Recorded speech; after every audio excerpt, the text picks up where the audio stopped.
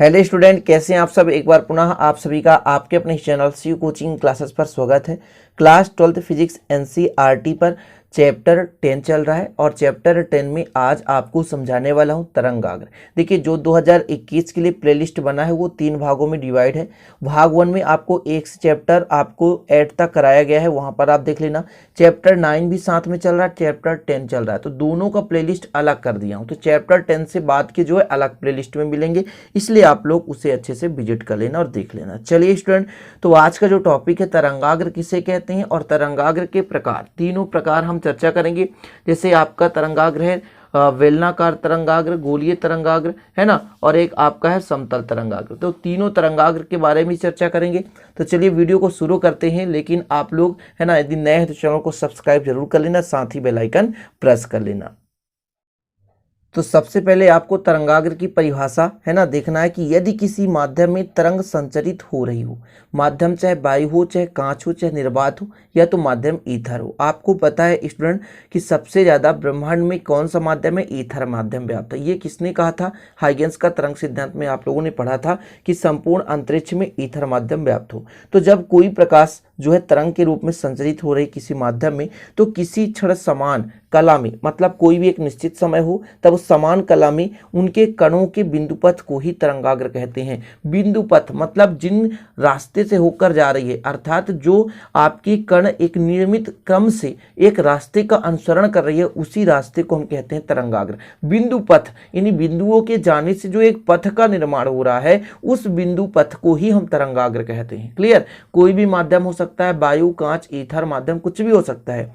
उस माध्यम से प्रकाश किरणें या कोई भी तरंग यदि गमन कर रही हैं, तो जो तरंग की कणें हैं एक निश्चित क्रम से है ना एक पथ से होकर जाती हैं, उसी बिंदु पथ को हम कहते हैं स्टूडेंट, क्या कहते हैं? तरंगाग्र। कुल मिलाकर स्टूडेंट एक चीज यहाँ पे क्या याद रखना है आपको कि जिस प्रकार से आदमी एक रास्ते पर चलता है, एक सड़क पर चलता है, उसी प्रकार से जो कण है, तरंगों के जो कण है, वो निश्चित क्रम से एक नियमित मार्ग में चल रहे हैं, है ना, उसे हम क्या कहते हैं? तरंगाग्र कहते हैं। तो तरंगाग्र आप समझ गए ना।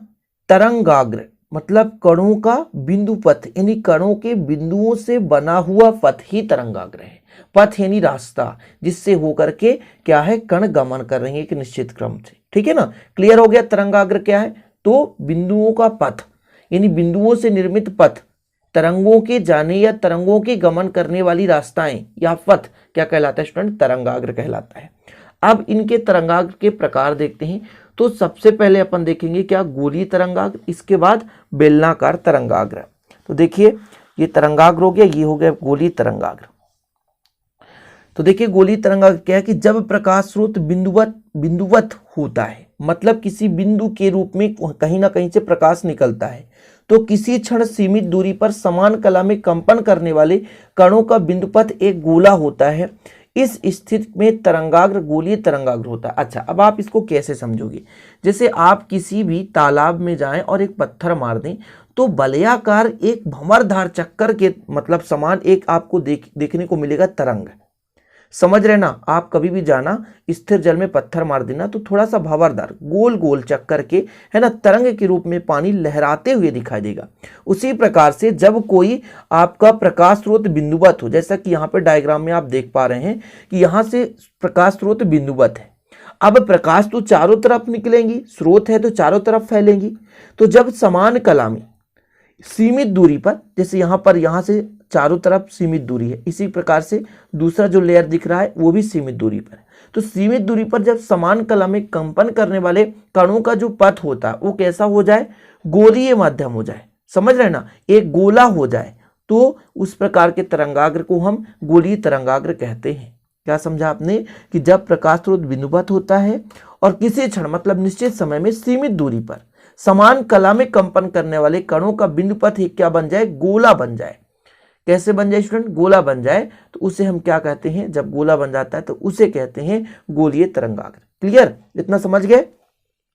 तो आप लोग इसकी परिभाषा सिंपल तरीके से समझ सकते हैं कि जब स्टूडेंट क्या होता है कि एक बिंदु वत स्रोत होता है और वहां से जो निकलने वाली आपकी तरंगे हैं वो किसी क्षण निश्चित समय में सीमित दूरी पर एक गोला की भांति बिंदुपथ का निर्माण करते हैं। तो इस तरंगाग्र को हम क्या कहते हैं, गोलीय तरंगाग्र कहते हैं। आप लोग स्क्रीनशॉट ले लिया करो, लिख लिया करो पूरा विधिवत, ठीक है, ताकि आप लोगों को दिक्कत ना हो सके। पूरा स्टेप बाय स्टेप मैं आपको लिखाता हूं, तो आप लोग प्लीज स्क्रीनशॉट ले लिया करो। और ये इसका नोट्स लेना है कि हमको नोट्स से लिखना है या नोट्स से अच्छे से पढ़ाई करना है, तो 9685299149 पर कांटेक्ट कर लीजिए। लो कॉस्ट पर आपको नोट्स दिया जाता है। अगला देखिए बेलनाकार तरंगाग्र, ठीक है। तो बेलनाकार तरंगाग्र में है क्या स्टूडेंट कि जब प्रकाश स्रोत स्लिट के रूप में अर्थात सरल रेखावत होता है, अर्थात जो प्रकाश निकलती है एक स्लिट के रूप में निकलती है, यहां से एक पतली संकीर्ण छिद्र, जैसे आप स्लिट कैसे समझेंगे, जैसे मान के चलता हूं 2 स्केल लेता हूं, ये आपके पास 2 स्केल है। अब 2 स्केल है आपके पास, बीच में अत्यंत संकीर्ण जगह देख सकते हैं आप, अत्यंत कम संकीर्ण जगह। अब यहां से जब प्रकाश गुजारेंगे इसके संकीर्ण जगह से, तो एक पतली रेखा के समान प्रकाश निकलेगी। समझ पा रहे हैं आप कि आपका क्या है स्टूडेंट कि दो आपका एक पतली, मान लीजिए कोई भी धातु की या कांच की कुछ भी है ना, अपारदर्शी भाग है जिसके बीच में छिद्र होता है, जहां से प्रकाश गुजारा जाता है। तो प्रकाश जो है एक सरल रेखा के रूप में संकीर्ण पतली भाग से होकर निकलती है, तो ये कहलाता है स्लिट। समझ रहे हैं? तो यहां पर देखें एक स्लिट है, एक स्लिट है, इस स्लिट से जो प्रकाश गुजारा जाता है तो वो प्रकाश सरल रेखा के रूप में रेखावत प्राप्त होता है, और इससे भी जो बिंदुपथ तैयार होता है वो कैसा होता है, बेलनाकार होता है। और इस बेलनाकार बिंदुपथ को ही हम बेलनाकार तरंगाग्र कहते हैं। आपके में टॉपिक्स है इसलिए छोटी छोटी चीजें क्लियर करते चल रहा हूं, आपके लिए सारी चीजें कंप्लीट कराऊंगा स्टूडेंट, क्योंकि जो भी आपके टॉपिक्स में रहते हैं मैं कोशिश यही करता हूं कि कोई भी टॉपिक छूट ना पाए जो आपके पेपर के लिहाज से हो, यानी आपके एग्जाम में किसी प्रकार की जो ये आपका क्वेश्चन आ जाए वो आपसे बन जाना चाहिए। तो बेलनाकार तरंगाग्र समझ गए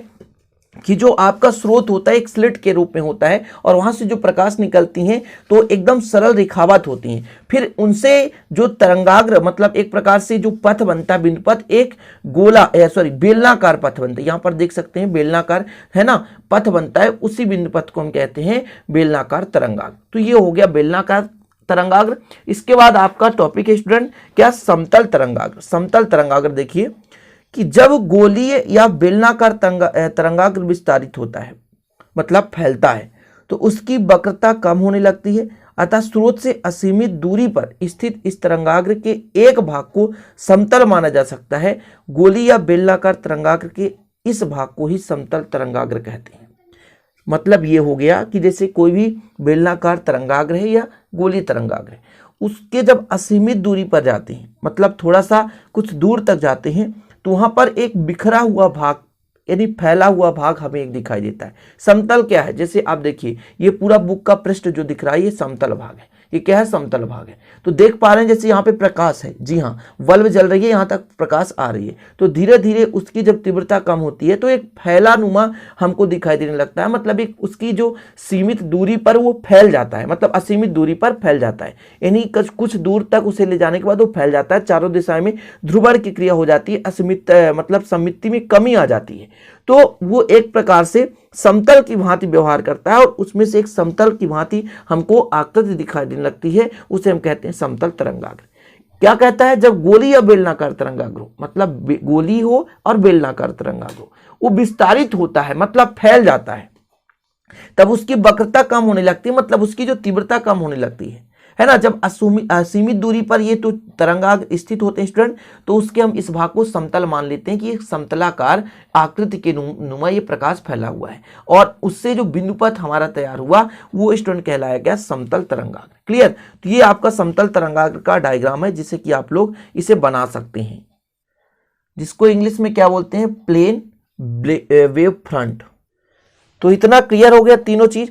अब स्टूडेंट आपको यहां पे जैसे प्रकाश किरण दिख रहा है, प्रकाश किरण है क्या, प्रकाश किरण है क्या, तरंगाग्र के लंबवत खींची गई रेखाओं को ही प्रकाश किरण कहते हैं। ये तरंगाग्र दिख रहा है आपको, समतल तरंगाग्र, ये दिख रहा ना समतल तरंगाग्र, इसके लंबवत यदि हम खींच दें रेखा तो प्रकाश किरण कहलाता है। इसके अलावा भी यहां पर आप देख सकते हैं, ये आपका क्या दिख रहा है, ये देखिए गोलीय तरंगाग्र है, गोलीय तरंगाग्र के लंबवत हम क्या खींच दें, एक किरण खींच दें, है ना, तो उसे हम कहते हैं प्रकाश किरण। यानी किसी भी तरंगाग्र के लंबवत खींची गई रेखा को हम क्या कहते हैं, प्रकाश किरण कहते हैं। इसी प्रकार बेलनाकार में भी आप देख सकते हैं, ये बेलनाकार आपका क्या है, तरंगाग्र है, और इसके लंबवत हमने एक किरण खींच दिया, रेखा खींच दिया, जिसे हम क्या कहते हैं, प्रकाश किरण कहते हैं। अच्छा, प्रकाश किरण के गुण आप लोग नोट डाउन कर लेना। प्रकाश किरण के गुण क्या है स्टूडेंट, प्रकाश किरण के गुण, तो प्रकाश किरणें तरंगाग्र के सदैव लंबवत होती है, पहला नंबर तो यही हो गया। प्रकाश किरणें किसके लंबवत होती है स्टूडेंट, तरंगाग्र के सदैव लंबवत होती है। ऑब्जेक्टिव में आ जाए प्रकाश किरणें तरंगाग्र के बिंदी बिंदी होती है तो लंबवत होती है। दूसरा, प्रकाश किरणें प्रकाश के पथ को प्रदर्शित करती हैं, प्रकाश किरणें प्रकाश के पथ को प्रदर्शित करते हैं, ठीक है। तीसरा है, प्रकाश किरणों के अनुदिश ऊर्जा का संचरण होता है, मतलब जिस दिशा में प्रकाश किरणें चलती हैं उसी दिशा में ऊर्जा का संचरण होता है, मतलब ऊर्जा का बहाव होता है। तीसरा है, किसी भी किरण के अनुदिश प्रकाश के एक तरंगाग्र से दूसरे तरंगाग्र तक जाने में समान समय लगता है। क्या कहा हमने, किसी भी किरण के अनुदिश प्रकाश को एक तरंगाग्र से दूसरे तरंगाग्र तक जाने में समय बराबर लगता है, मतलब दो किरणें हैं, समान समय अंतराल पर समान तरंगाग्र तक पहुंचती हैं। क्लियर। तो ये कुछ गुण है प्रकाश के गुण। प्रकाश किरणें किसे कहते हैं, फिर से एक बार, तरंगाग्र के लंबवत खींची गई रेखाओं को प्रकाश किरणें कहते हैं। इनके गुण, प्रकाश किरणें तरंगाग्र के लंबवत होती हैं, है ना। प्रकाश किरणें प्रकाश के पथ को प्रदर्शित करती हैं। तीसरा, प्रकाश किरणें के अनुदिश ऊर्जा का संचरण होता है। और तीसरा है, यदि प्रकाश किरणें चल रही हैं तो समान तरंगाग्र पर समान समय पर पहुंचती हैं। क्लियर। ये हो गया आपका कंप्लीट स्टूडेंट, आपका आज का जो तरंगाग्र का टॉपिक था, साथ में प्रकाश किरण और प्रकाश किरणों के गुण। तो आशा और उम्मीद है कि वीडियो पूरा देखते होंगे, और जब वीडियो यदि पूरा देखेंगे स्टूडेंट तो डेफिनेट रूप से आपको समझ में आया होगा। और यदि अच्छा लगे तो लाइक कर दो और दोस्तों के साथ शेयर कर देना। नए हैं तो चैनल को सब्सक्राइब भी कर लेना, साथ ही बेल आइकन प्रेस कर लेना। मिलते हैं इसी प्रकार अगली वीडियो में नए टॉपिक के साथ, तब तक के लिए जय हिंद, वंदे मातरम।